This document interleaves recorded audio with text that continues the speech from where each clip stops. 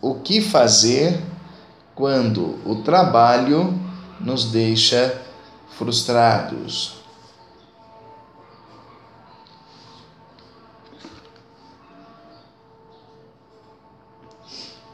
Então, quando a gente fala sobre frustração no trabalho, a gente quer dizer que alguma coisa dentro do ambiente de trabalho causa em nós certa frustração, certo desânimo. Então é nesse sentido que a gente vai trabalhar hoje. O que a gente faz quando, por mais que a gente se esforce, a gente tem a sensação de que não está adiantando. Já se sentiram assim? Putz, eu tô ralando pra caramba, eu tô me esforçando, eu tô batalhando, eu trabalho bem o cliente, eu atendo direito e não vai. O cara não fecha comigo, vai fechar com o outro porque é mais barato. Aí a gente começa com dúvida, será que adianta fazer um atendimento padrão? Será que adianta seguir a regra do manual? Será que convém a gente se esforçar tanto? E essas dúvidas é uma das coisas que faz com que a gente se frustre. Então, nosso objetivo hoje é trabalhar isso, é ajudar vocês a entender qual que é o papel do trabalho na nossa vida, como colocar o trabalho na perspectiva correta e como evitar transparecer a nossa insegurança, o nosso medo, a nossa desmotivação.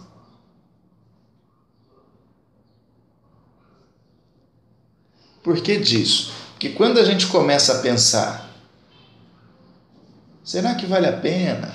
Será que convém se esforçar? Será que parece que não está adiantando? A gente vai perdendo o motivo. Então, quando a pessoa fala assim, você está desmotivado, é que você está sem motivo. Então, a gente pode até pensar, mas tem coisas que a gente não pode transparecer. Entendeu a diferença? Então, hoje a gente vai trabalhar isso. Olha, qual que é o papel do trabalho, como colocá-lo numa perspectiva correta e como não deixar a peteca cair, não transparecer que a gente está meio baqueado. Se a gente deixar evidente, você já deve ter andado na rua e de repente você viu um cachorro. Na hora que você fez assim, ele avançou em você, porque ele sentiu o teu medo. Já aconteceu isso? Dizem que o cachorro percebe quando a outra pessoa está com medo. E ele avança porque ele percebe que ali dá para ele ir e levar vantagem, né? Então, da mesma forma, acontece com a motivação. Se a gente deixa transparecer que a gente está desmotivado, a gente passa a ser alvo. Então, não se trata de esconder o desânimo, de esconder a fraqueza. Trata-se de aprender a lidar para que no dia a dia a nossa peteca não caia. Exatamente. Tranquilo? Então agora deixa eu fazer uma pergunta para vocês. Quem trabalha porque gosta? Ninguém. Ninguém trabalha porque gosta. Em geral, é o que eu escuto. Né? A gente trabalha por uma necessidade. Para trabalhar naquilo que a gente gosta, a gente deveria primeiro saber o que a gente gosta para depois escolher a profissão. E às vezes nem aquilo que você acha que você gosta. Você gosta de fato. Então, para a gente trabalhar naquilo que a gente gosta, a gente precisaria ter um autoconhecimento muito grande. É coisa que a gente não tem com 20, 25 anos. A gente vai adquirir isso na maturidade. Quando a gente já está cansado de trabalhar. Aí a gente já está cansado de trabalhar que a gente descobre. Então, pensa, por exemplo, num sujeito que vai prestar o vestibular. Ele faz o vestibular para administração. Passa, estuda 4, 5 anos, se forma. Só que ainda não caiu a ficha dele que ele vai passar os próximos 30 ou 40 anos resolvendo problema. Porque é isso que um administrador de empresas faz, ele resolve problemas. Aí o cara vai ter uma vida estressante Porque na hora de escolher lá atrás, com 17 anos, ele escolheu errado. Não era o que ele... Não era o que ele queria. A mesma coisa se você pega um advogado. O sujeito faz lá um curso de direito e ali na escolha do curso ele decide conviver com promotor, com juiz, com outros advogados, com bandido. Só que ele não parou para pensar se ele queria conviver com esse tipo de gente pro resto da vida. Pode ser que ele chegue à conclusão que ele não gosta. Aí vai ser tarde para ele voltar. Aí ele vai fazer aquilo que ele não gosta A vida inteira. o resto da vida por conta do bendito. Então note que é muito raro uma pessoa que faz o que ela gosta, que trabalha porque gosta. Em geral, o que a pessoa faz? Ela trabalha por uma necessidade. Pode existir sim a pessoa que faz uma coisa que gosta e aí aquele trabalho vira meio que vira meio que uma diversão, que a pessoa gosta de fazer aquilo. Mas é raro acontecer assim. Uma hora também que seja... Então é claro, né? Aquilo que a gente faz por diversão, alguém faz por profissão. Isso acontece sim. Só que é raro a gente conseguir combinar as duas coisas. Em geral, a pessoa tem um conceito negativo sobre o trabalho. Eu lembro que quando eu era criança, meu pai dizia assim: olha, ou você estuda direito e passa, porque se você chegar aqui com nota vermelha, você vai ter que trabalhar para comprar os seus materiais. Na minha casa, nós nunca tiramos nota vermelha, né? 6 irmãos, eu fui o primeiro que tirei. Né? Em inglês, na 8ª série. Mas foi uma vermelha só que eu tirei o resto da vida, em toda a minha vida escolar, né? Dali pra frente nunca mais tirei nota vermelha. Só que meu pai colocava pra gente como um medo, né? Olha, trabalhar vai ser o castigo por não ter estudado.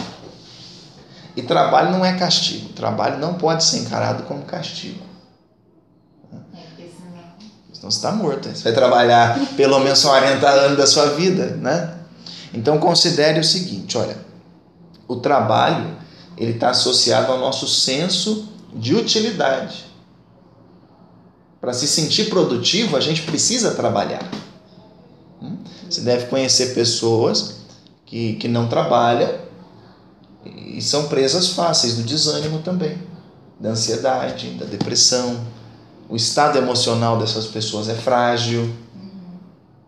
Que a pessoa não se sente produtiva. Ela não se sente capaz de fazer nada. E tem a vontade de fazer alguma coisa e não pode. E não consegue. Então, não é que às vezes a gente desanima porque trabalha. O trabalho, ele, em si mesmo, ele não é bom nem ruim. Ele é um conjunto de atividades que você faz para receber um dinheiro no final do mês. O trabalho em si não é bom nem ruim. Vai muito da maneira como a gente o encara. E a segunda coisa é que no sistema social que a gente vive, é impossível a gente conseguir tudo que a gente precisa para viver. Não, Simon, lá no meu sítio eu vou plantar tudo e vou ter tudo, e vou ter uma tecelagem, e vou ter uma fábrica de sapato, e vou ter uma bomba de gasolina. Não existe. Então a gente precisa trocar coisas. E as outras pessoas que têm aquilo que a gente precisa, vendem. Então a gente precisa de grana. E o trabalho nos dá essa grana. Então o trabalho ele nos torna produtivos, nos dá a sensação, né? Não que a gente não seja, mas ele nos dá a sensação de que a gente é produtivo e ele nos ajuda a ter grana para viver. Então lembre-se do dia que você começou nesse emprego atual. Aqueles primeiros 2 meses ali, aquilo ali foi só encanto. Você estava super animado, né? Você viu ali uma esperança de resolver seus problemas, não é assim? Aí com o passar do tempo a gente vai perdendo aquela paixão. O negócio fica pesado. Então é fácil a gente se frustrar. É fácil a gente se frustrar. Por quê? Porque às vezes a gente coloca no trabalho uma esperança, uma expectativa que ele não pode suprir. A única forma da gente se frustrar, se a gente se decepcionar com uma coisa, é quando a gente coloca uma expectativa em relação àquilo. Nossa, eu comprei aqui um celular pela internet, o negócio é perfeito, vai chegar daqui 15 dias e tal. Na hora que chega é uma porcaria. Você ficou frustrado. Quando, vamos supor assim, quando não for nesse sentido? Só um minutinho que eu vou chegar lá. Você já me fala qual que é o sentido. Você estava esperando tanto uma coisa, veio outra. Aí você ficou desanimado. Eu estava esperando tanto fechar 50 clientes esse mês, fechei 15. Estou desanimado. Qual que é o sentido? Já falamos, então, já aí é um senso de que você está sendo injustiçado. Mais ou menos esse sentido. Você está sendo injustiçado. Você esperava ser reconhecida pelo seu é trabalho e não é reconhecido. Né? Bom, então aí é uma expectativa de ser reconhecido. E quando isso não acontece, a gente se frustra. É normal. Só que é importante a gente saber diferenciar aí um pouquinho as coisas, né? Porque às vezes a outra pessoa, essa pessoa que vocês têm em mente aí, talvez ela não tenha essa noção que vocês vão ter a partir de agora. De qual é o papel do trabalho na nossa vida. Sempre tem que ter... Ela dá esse sentido, né? De que o trabalho é mesmo deveria ser feito como se fosse um time, uma família, um negócio legal. Mas vai muito de como a pessoa encara o trabalho. Se fosse para eu resumir tudo que eu falei até aqui, em uma frase, o único jeito da gente ficar frustrado no trabalho é se a gente alimentar uma expectativa irrealista. Se a gente irrealista. Se a gente esperar que o trabalho nos dê uma coisa que ele não pode dar. Você já deve ter ouvido alguém dizer assim, ó: você tem que encarar o seu trabalho como uma vocação, uma missão de vida. Só que vem cá, o que é uma vocação? É um chamado para a ação. É uma voz que chama. Então, o que o padre é? Não, o teu exemplo do padre foi perfeito, né? Um chamado? É um chamado para a ação.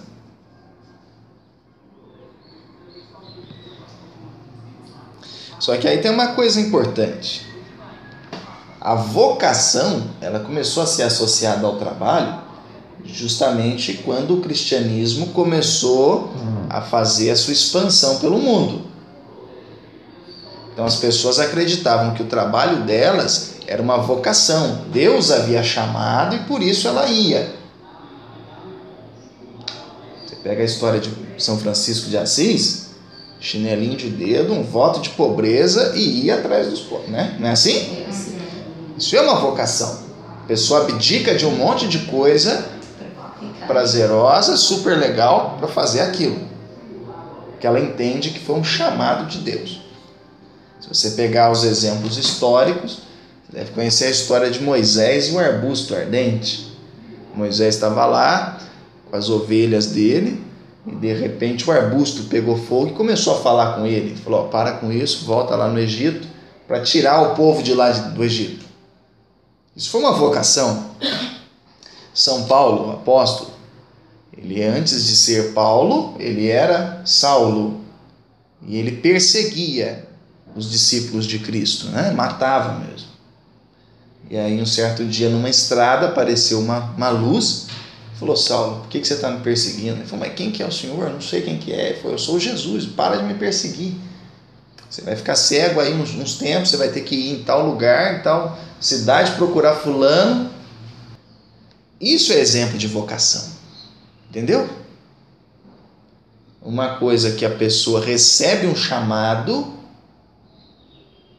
uma voz que a chama para fazer determinada coisa.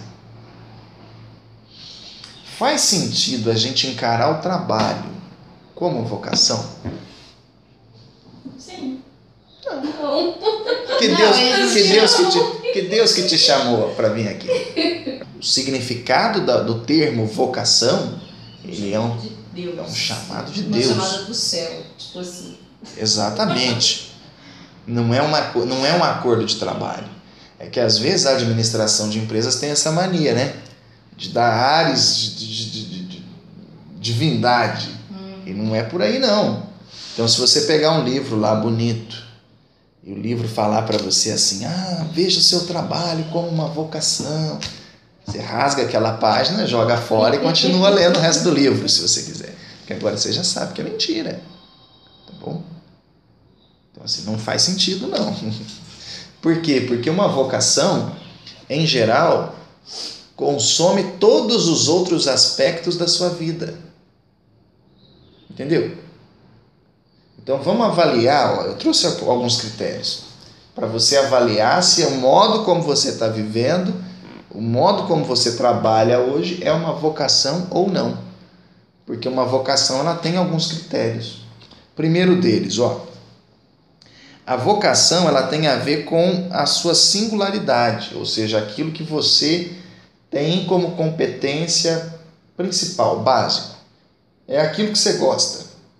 É aquilo que eu gosto. É aquilo que respeita a sua singularidade.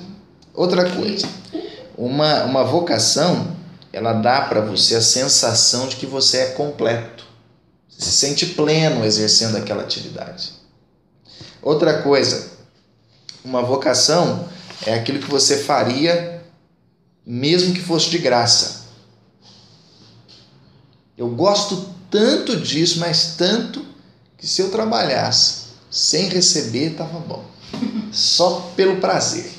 Já começou a mudar, não é mais vocação. Não é mais vocação. Agora já vou pensar. E outra coisa também, uma vocação, ela direciona as nossas decisões. Então parece uma oportunidade fantástica para você mudar para a Europa. Você vai trabalhar lá numa loja que vai ser sua, uma grife. Aí você fala assim, mas eu não sei se eu vou, porque eu gosto tanto dos alunos. Opa, realmente gosta. Uma oportunidade até mais interessante, tirou de você aquele foco. Tá? E por último, uma vocação ela te dá a sensação de autonomia. Você se sente livre. Então é por isso que é muito raro uma pessoa trabalhar naquilo que é a sua vocação. Então é muito raro. É por isso que a gente não pode misturar vocação com trabalho. Você já escutou a seguinte pergunta? O que Deus precisa do ser humano? Deus tem tudo. Ele não precisa da gente para nada. Já escutou isso? Agora eu vou derrubar mais esse conceito errado. Você sabe o que Deus não tem? Ele não tem o teu tempo, ele não tem a tua energia vital, ele não tem os teus talentos e ele não tem o teu dinheiro. E por que ele não tem? Porque ele te deu, né? Se ele deu para você, é seu. Ele respeita tanto o livre-arbítrio do ser humano que ele fala assim, olha, Lu, eu vou te dar esses talentos para você, eu vou te dar esse tempo, eu vou te dar essa energia de vida, essa vitalidade que você tem. Você vai poder fazer um monte de coisa, vai poder ganhar grana.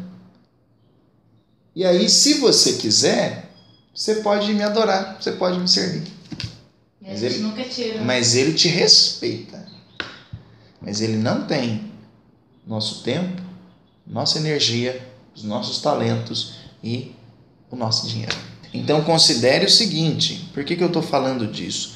Porque isso nos ajuda a entender o papel do trabalho na nossa vida. Porque desses 4 talentos, o trabalho te consome 8 horas por dia. Se você mora longe, você põe 10. Ele te consome a sua energia. Chega fim de semana, você está moída, cansada. Sim ou não? Você depende dos seus talentos, das suas habilidades para vender, para conversar, para dar conta do serviço. E ele só te dá dinheiro. Então ele te consome 3 recursos para te dar 1.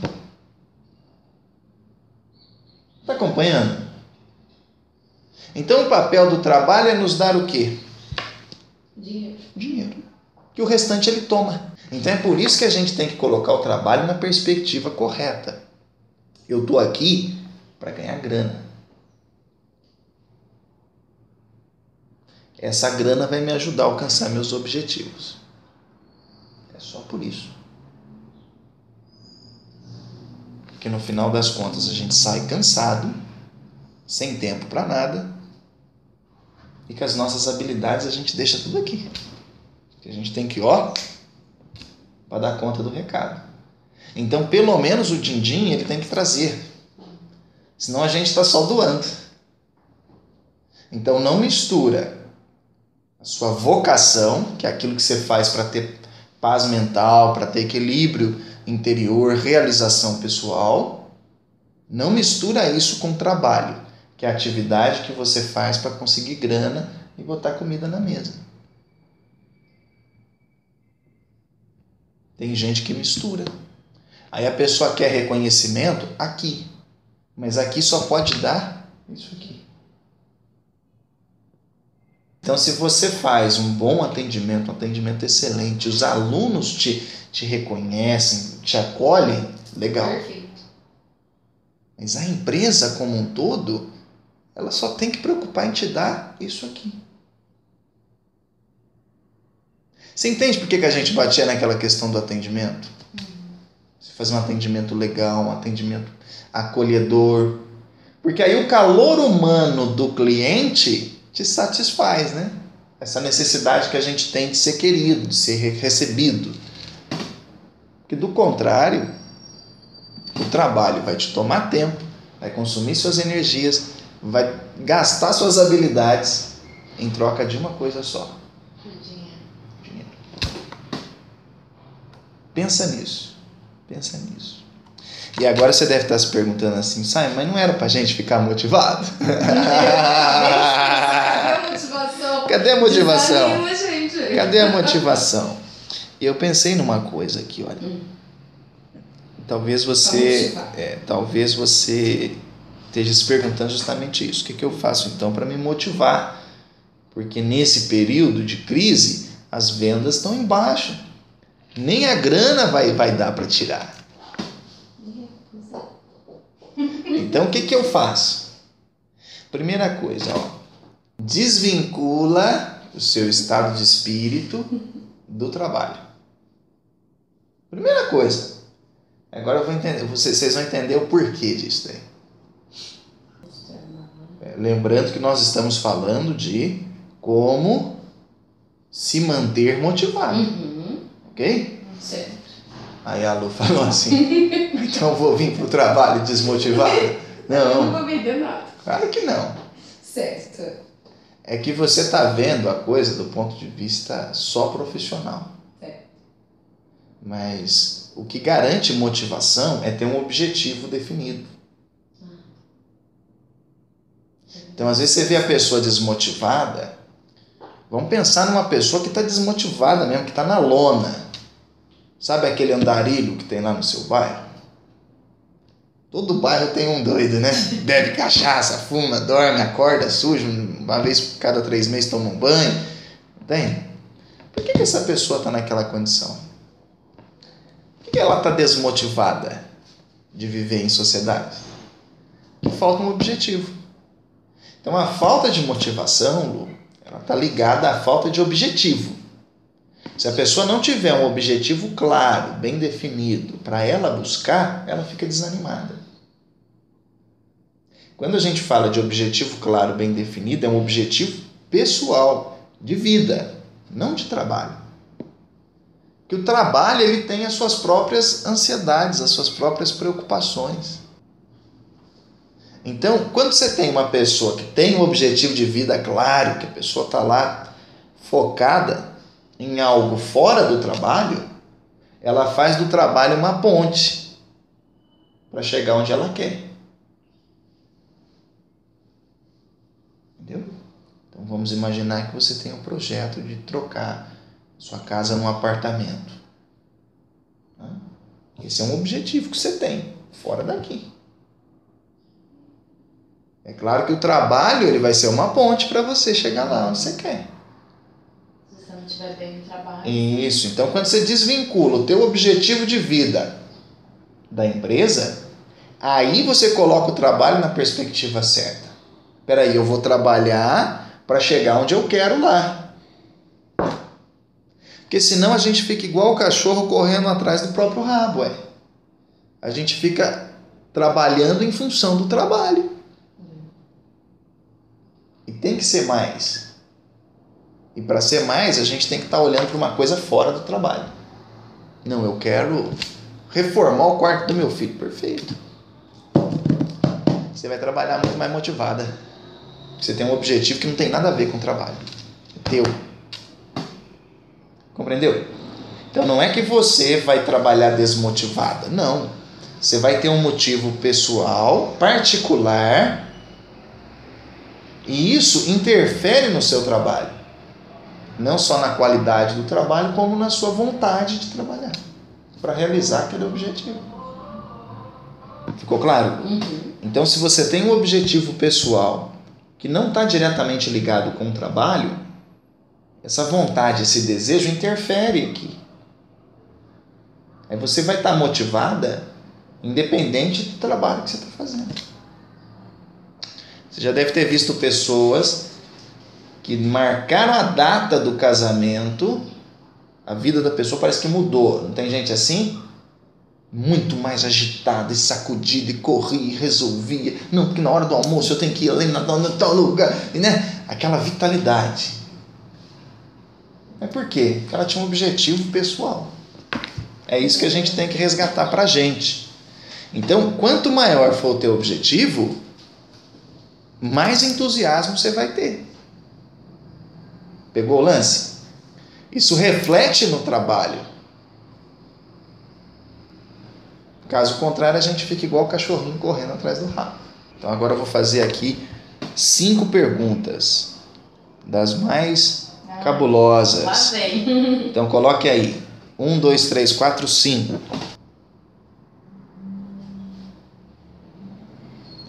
Gostou? Gostou? Agora lê as 5 respostas que você colocou aí. Você viu que quando a gente coloca o trabalho na perspectiva correta, a gente começa a gostar? Eu te dei a chance de você esculachar com o seu trabalho, você não esculachou. Porque no fundo, ele é bom. É que às vezes a gente coloca o trabalho na perspectiva errada. Aí eu começo a me sentir meio chefe.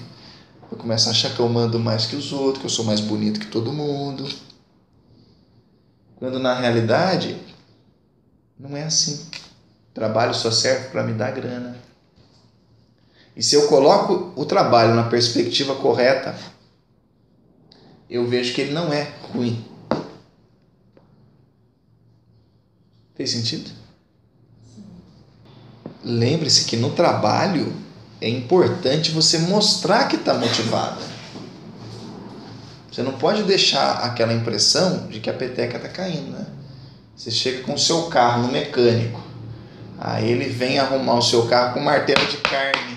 Você vai falar, esse cara nem ferramenta tem, eu vou embora. Hã? Você chega numa loja para comprar uma camisa, uma blusinha. Aí você vê lá, a loja está com as luzes todas apagadas lá, os manequins estão quebrados, caindo, o balcão está rachado. Então, essa loja está quebrando, essa mercadoria deve ser roubada. E sai fora. Por quê? Porque ninguém gosta de fazer negócio com gente que está quebrado. Sim ou não? A gente não faz. A mesma coisa se dá com o trabalho. Ninguém gosta de trabalhar do lado de uma pessoa desmotivada, de uma pessoa que dá a impressão de que está derrotada. Então, como deixar claro que você tem motivos para trabalhar com entusiasmo? Como deixar claro que você tem um objetivo de vida fora daqui e que esse objetivo te move? Tenha um objetivo definido e divida este objetivo em etapas menores. Tenha um objetivo definido e divida este objetivo em etapas menores. O exemplo que eu dou é o do salame, né? Você tem um salame, você come ele inteiro, é muito, mas aí você fatia ele, você come o salame inteiro com limão ali, você nem vê. Então você tem um objetivo e esse objetivo é importante para você, você quer muito essa coisa, divide isso em etapas. O que eu vou fazer no mês de maio? O que eu vou fazer no mês de junho? No mês de julho? Agosto? Ok? Passo número 2. Busque diariamente alcançar essas etapas. Então você definiu ali as etapas, o próximo passo é você ir uma a uma, alcançando essas etapas. Tem um ditado popular, né, que as pessoas dizem assim, é preciso matar um leão por dia. Olha que perspectiva negativa. Você já está pensando que você vai ter problema. Então tira isso da sua linguagem. Em vez de dizer que você vai matar um leão por dia, diga que você vai subir 1 degrau por dia. Não faz diferença? Número 3.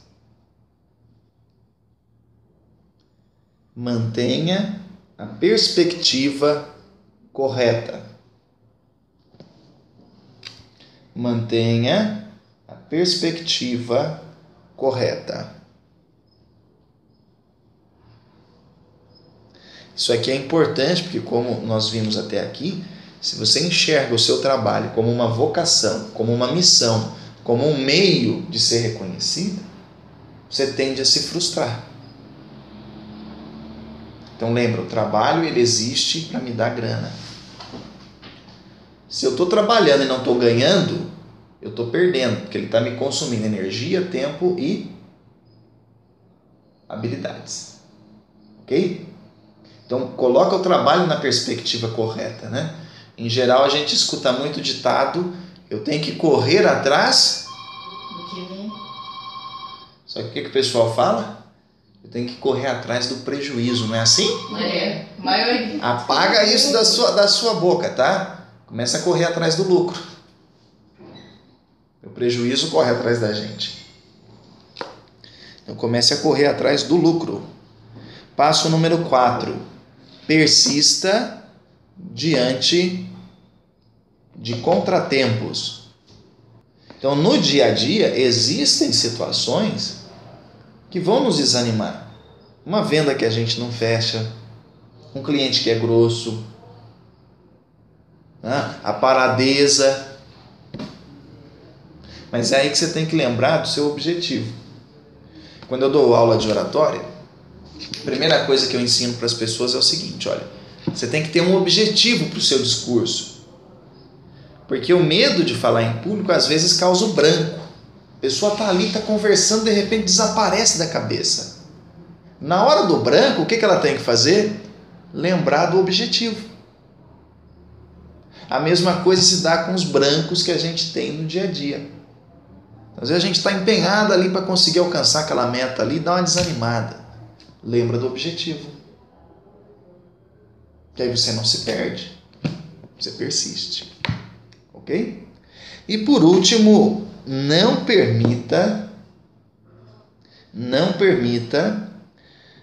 que as dificuldades afetem o seu humor. Não permita que as dificuldades afetem o seu humor. Todos nós passamos por problemas. Você tem os seus, o cliente tem os dele, seus colegas têm os deles. O fato de eu estar com um problema não me dá o direito de ser grosso, mal educado, mal-humorado, brigão. Que eu tenho problema, mas o outro também tem. Então, o seu estado de espírito não pode oscilar de acordo com o mercado, né? É por isso que a gente tem que separar o ânimo do trabalho. Lembra que você tem uma vida fora daqui. Porque aqui pela própria natureza do trabalho, vão aparecer problemas. Entendeu? Então, se a gente deixar a nossa alegria, o nosso estado de espírito, o nosso ânimo ficar vinculado aos problemas, a gente vai perdendo a alegria. Sabe aquele gás que a gente tinha no começo? Aquela paixão. Por que ela esvanece? Por que ela acaba? Porque a gente perde a alegria. Então não deixa os problemas afetar o teu estado de espírito, o teu bom humor, a tua vontade de sorrir. Porque quando a gente para de sorrir, é sinal que a gente está triste. O cliente percebe. Aí ele vai começar a falar assim: uai, mas é a mesma cara que eu vi aqui, é a mesma cara que eu vi lá no concorrente. Está todo mundo apreensivo. Então a gente tem que ter aquela coisa da Xuxa, ó, tô de bem com a vida, tô de vento em popa. Simon, mas no dia a dia não é.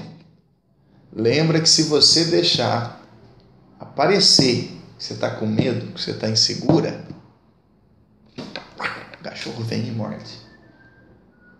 Então você tem que manter o seu estado de espírito alegre, a sua vivacidade, o seu sorriso. Não deixa o desânimo aparecer no rosto, não. Porque quando o desânimo aparece no rosto, a gente começa a perder mais vendas.